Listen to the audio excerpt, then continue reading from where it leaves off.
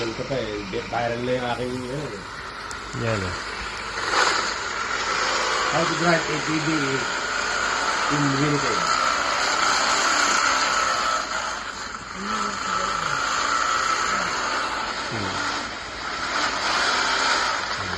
Tara! 14 years now.